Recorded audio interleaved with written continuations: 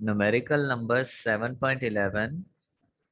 The diameter of the piston of a hydraulic press is 30 centimeter. How much force is required to lift a car weighing 20,000 Newton on its piston if the diameter of the piston of the pump is 3 centimeter? सबसे पहले ये याद रखें, यहाँ पे hydraulic press का जिक्र है। हाइड्रोलिक प्रेस का टॉपिक आपके ज़हन में आ जाना चाहिए, जिसमें हमने एंड में यानी कि पास्कल लॉ में ही हाइड्रोलिक प्रेस था, और उसमें हमने एंड में एक फार्मूला ड्राइव भी किया था, F2 is equal to F1 multiply capital A over small a, where capital A is the area of the larger piston and small a is the area of smaller piston. अब यहाँ पे भी दो piston की बात है, एक बड़ा पिस्टन है, एक छोटा पिस्टन है। बड़े पिस्टन का डायामीटर उसने हमें दे दिया है और छोटे पिस्टन का भी डायामीटर हमें दे दिया है, और हमने इन डायामीटर्स की मदद से एरिया निकालना होगा, क्योंकि फार्मूले में एरिया आता है, और एरिया का फार्मूला सर्कुलर फॉर्म में अगर कोई एरिया हो, सिलेंडर सर्कल होता है ऊपर से, उसका एरिया का फार्मूला पाई आर स्क्वायर होता है। Area of circle pi R square. तो सबसे पहले आप ये बात याद रखें कि छोटे पिस्टन पे F1 फोर्स लगती है, और बड़े पिस्टन पे जो चीज़ उठाई जा रही होती है वो F2 फोर्स की मदद से लिफ्ट की जा रही होती है। छोटे पिस्टन का डायमीटर हमेशा कम होगा और बड़े पिस्टन का डायमीटर हमेशा ज़्यादा होगा। तो ये बात ज़हन में रखते हुए जो है हम डेटा लिखते हैं। उसने कहा था that diameter of the piston of A hydraulic press is 30 centimetre. अगर आप लास्ट लाइन में देखें तो उसने लिखा है the diameter of the piston of the pump is 3 centimetre. आसानी से आप देख सकते हैं कि 30 सेंटीमीटर ज़्यादा है और 3 सेंटीमीटर कम है, तो इसलिए बड़े सिलेंडर का डायमीटर उसने शुरू में दिया हुआ है, डायमीटर ऑफ लार्जर पिस्टन, और वो हमारे पास कैपिटल डी है, और उसकी वैल्यू जो है उसने हमें दे दी है 30 सेंटीमीटर। और हम जानते हैं सेंटीमीटर से मीटर में जानना हो तो 100 से डिवाइड करते हैं, तो 30 divided by 100 which is equal to 0.3 metre. उसके बाद क्वेश्चन में वो कहता है how much force is required to lift a car. हम कितनी फोर्स लगाएंगे? फोर्स तो हम हमेशा छोटे पिस्टन पे लगाते हैं, तो छोटे पिस्टन पे फोर्स F1 होती है, वो हमने कैलकुलेट करनी है। और वो आगे कहता है weighing 20,000 Newton on the piston, और जो दूसरी तरफ वजन उठाया जा रहा है यानी कि F2 फोर्स की मदद से, उसकी वैल्यू उसने हमें दे दी है। तो जो फोर्स दूसरी तरफ लगती है जिसकी वजह से वजन उठाया जाता है वो हमारे पास है weight W is equal to F2, और दूसरी साइड में 20,000 न्यूटन का ऑब्जेक्ट लिफ्ट किया जा रहा है F2 फोर्स से। एंड में वो कहता है the diameter of the piston of the pump is 3 centimetre, और जो छोटा डायमीटर है वो हमारे पास छोटे डी से हमने रिप्रेजेंट किया है, और बड़े डायमीटर को हमने बड़े डी से रिप्रेजेंट किया है। छोटा डायमीटर जो उसने हमें दे दिया है वो 3 सेंटीमीटर है, और हम जानते हैं ऐसा यूनिट मीटर में चेंज करने के लिए 100 से डिवाइड करते हैं, तो हमारे पास आ गया 0.03 मीटर्स। तो डेटा जो है वो हमने ऐसा यूनिट में कन्वर्ट कर दिया। उसके बाद मैंने आपको कहा था कि जो हमने फार्मूला पढ़ा हुआ है वो ये है F2 is equal to F1 multiply by capital A over small a, या इसको रीअरेंज कर लें तो F1 बराबर आ जाएगा F2 into small a over capital A। जैसा कि ऊपर वाले रिलेशन में आप देखें, F1 अगर इधर आए तो A उधर जाके मल्टीप्लाई होगा स्मॉल a, और बड़ा ए जो है उधर जाके डिवाइड होगा, तो हमारे पास यही फार्मूला बन जाएगा F1 is equal to F2 into small a over capital A।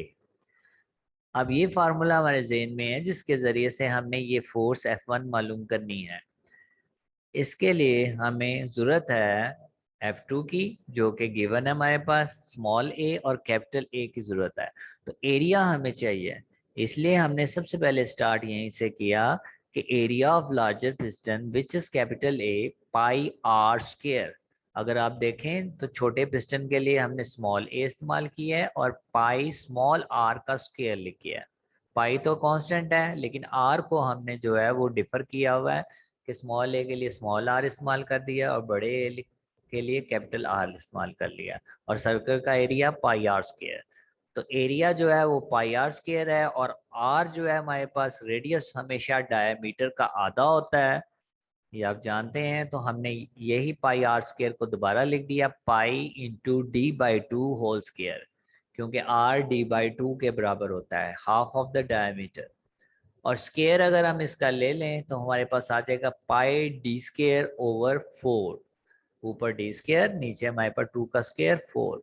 Similarly हमारे पास छोटे पिस्टन का जो था वो a is equal to pi R square था। इसमें r जो है वो रेडियस है, और रेडियस जो होता है वो डायमीटर का आधा होता है, इसलिए हमने क्या लिख दिया pi D by two whole square. और डी डायमीटर स्मॉल पिस्टन का है, इसलिए स्मॉल डी इस्तेमाल किया है। और इसका स्क्वायर जब हम ले लेते हैं तो हमारे पास वैल्यू आती है पाई डी स्क्वायर ओवर 2 का स्क्वायर, जो कि 4 होता है। अब जो हमारे पास मेन फार्मूला था पास्कल लॉ वाला, उसी को ही हमने रीअरेंज किया था, तो हमारे पास F1 की वैल्यू आ गई थी। इसमें वैल्यूज जो हैं वो हम पुट कर देते हैं। तो हमारे पास F2 की वैल्यू जो थी वो 20,000 न्यूटन थी, तो हमने 20,000 लिख दिया। उसके बाद मल्टीप्लाई बाय स्मॉल एरिया, अभी हमने ऊपर निकाला था स्मॉल एरिया, जो कि ये ऊपर दिया हुआ है पाई डी स्क्वायर ओवर 4, तो हमने यही लिखा पाई डी स्क्वायर ओवर 4। और कैपिटल एरिया जो कि हमने ऊपर निकाला था पाई डी स्क्वायर बड़ा डी स्क्वायर ओवर 4, तो हमने कैपिटल एरिया की वैल्यू लिख दी पाई डी स्क्वायर ओवर 4। तो वैल्यूज जो है वो हमने पुट कर दी। आप देख सकते हैं कि ऊपर भी हमारे पास पाई आ रहा है और नीचे भी हमारे पास पाई आ रहा है, यहाँ पे भी पाई है और यहाँ भी पाई है, ये एक दूसरे से कैंसिल हो जाएंगे। और ये जो 4 है ओवर 4 है, ये दोनों एक दूसरे के साथ कैंसिल हो जाएंगे, सिर्फ D square over D square रह जाएगा। तो हमने यही किया अगले स्टेप में, बल्कि हमने ये कर लिया अगले स्टेप में, ये जो 4 है नीचे वाला डिवाइड हो रहा था, ऊपर जाके पाई डी स्केयर के साथ मल्टीप्लाई हो गया, ऊपर वाला 4 जो डिवाइड हो रहा था नीचे जाके बड़े वाले पाई डी स्केयर के साथ मल्टीप्लाई हो गया। तो हमने लिख दिया 20,000 multiply by pi D square into 4 over pi D square into 4। 4 4 से कट गया, पाई पाई से कैंसिल हो गया, बाकी रह गया हमारे पास D square over D square. तो हमने लिख दिया 20,000 into D square over D square. और डी दोनों डी की वैल्यूज में small diameter and capital diameter ये हमारे पास गिवन था, तो हमने वैल्यूज पुट कर दी। छोटे डायमीटर 0.03 उसका स्केयर, और बड़ा डायमीटर 0.3 उसका स्केयर, दोनों के स्केयर कर देंगे। तो स्केयर लेने के बाद वैल्यूज आ जाती हैं 0.0009 और नीचे 0.09, और इन दोनों को जब आपस में डिवाइड कर देते हैं तो 0.01 आता है। और 0.01 को जब मल्टीप्लाई करते हैं 20,000 से, तो हमारे पास वैल्यू आ जाती है 200। और चूंकि हम निकाल रहे थे फोर्स, इसलिए हमने फोर्स का यूनिट लगा दिया जो कि हमारे पास न्यूटन है। तो ये हमारा था 7.11। उसके बाद हम आते हैं लास्ट न्यूमेरिकल की तरफ, जो कि हमारे पास है 7.12। इस न्यूमेरिकल में कहता है a steel wire of cross section area 2 into 10 की power -5 metre square and so on. अगर हम रीड करें तो एंड में वो कहता है फाइंड द यंग मॉडुलस। अब जैसे ही वो फाइंड द यंग मॉडुलस कहता है तो इसका मतलब है कि हमें इसका फार्मूला आना चाहिए, और यंग मॉडुलस कैपिटल वाई होता है और वो बराबर होता है F into L not over capital A into delta L. Formula जेन में रखें, और अब हम इसका क्वेश्चन रीड करेंगे, और उसमें रीड करते हुए हमें पता चलेगा कि एफ की वैल्यू भी गिवन है, एल नॉट की वैल्यू ओरिजिनल लेंथ शुरू वाली लेंथ की वैल्यू गिवन है, कैपिटल ए एरिया भी गिवन है हमारे पास, और इंक्रीज इन लेंथ या चेंज इन लेंथ जो है ये भी हमारे पास गिवन है। तो तमाम वैल्यूज अब हम देखते हैं डाटा में। वो कहता है 7.12 में a steel wire of cross section area 2 into 10 की पावर -5 मीटर स्क्वायर। पहली लाइन में उसने हमें एरिया की वैल्यू दे दी 2 इंटू 10 की पावर -5 मीटर स्क्वायर, जैसा कि आप जानते हैं फार्मूले में एरिया आता है, तो उसकी वैल्यू जो है हमारे पास उसने दे दी। उसके बाद कहता है stretched through 2 millimetre by a force of 4,000 Newton.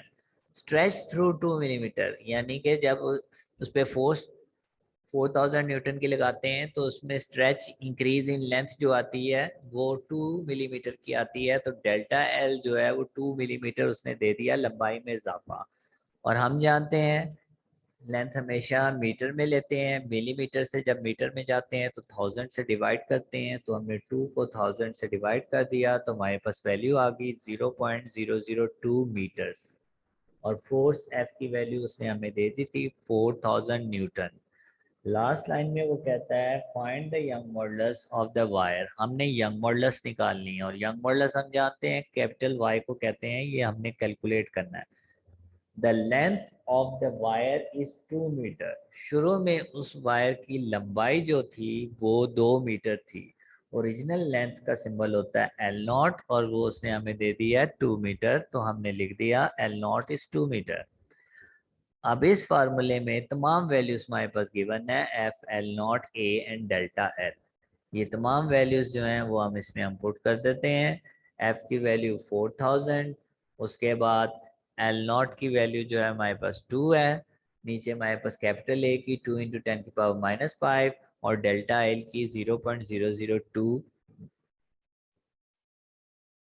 अब हमने क्या किया कि ऊपर 4000 था हमारे पास, ये जो 2 है इस 2 से पहले हमने कट कर दिया, ये 2 ऊपर और नीचे 2, ये दोनों कट कर दिए हमने, लाइन लगा सकते हैं, कट कर सकते हैं इनको।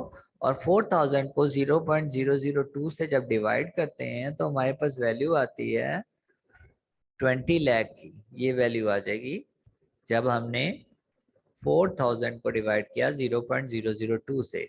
और ये जो 10⁻⁵ है जब ऊपर जाएगा तो 10⁻+5 हो जाएगा। तो आप देख सकते हैं अगले स्टेप में हमने मल्टीप्लाई 10⁻+5 कर दिया, ये ऊपर चला गया था। 10⁻+5 यहाँ पे मौजूद है और शुरू में हमारे पास एक वैल्यू मौजूद है।